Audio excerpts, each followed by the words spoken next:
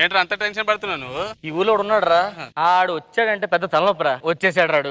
అందరూ నమస్కారం అండి. నేనండి 10 ఏళ్లు మోసారు పలు పార్టీల జెండా. పదలోకి రావాలంటే కావాలి 2 పార్టీల అండా. టీవీ నుండి ఆమదల వలస అర్జున్ ప్రసాద్ మాట్లాడుతున్నా అండి. ఇక మా సందు శివరుంది పులకేసి వైన్స్ చెప్తా ఎనుకోండి ఆంధ్ర లేటెస్ట్ హెడ్ లైన్స్.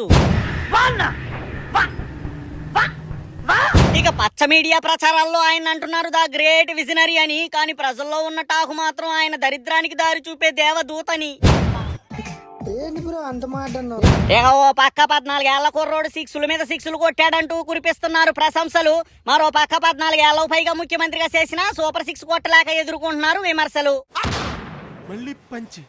ఇక గతంలో తొక్కిసలాట జరిగి 6గురి ప్రాణాలు ఆవిరైన ఘటన, అది మరవక ముందే గోడ కూలి మరో 7గురి ప్రాణాలు పోయాయి ఈ రోజున.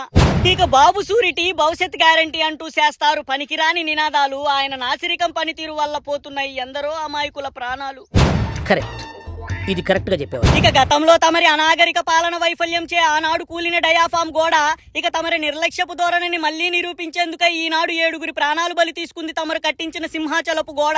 ఇక ఆయన గారు కరకట్ట పైన కట్టిన సోకాల్డ్ వరల్డ్ బెస్ట్ క్యాపిటల్ పై కట్టిన కాన్సిక్వెన్సెస్ మాత్రం ఇలానే ఉంటాయంటూ పలువురు రాజకీయ విశ్లేషకులు గుసగుసలాడుతున్నారని సమాచారం అండి. ఉంటాండి మరి.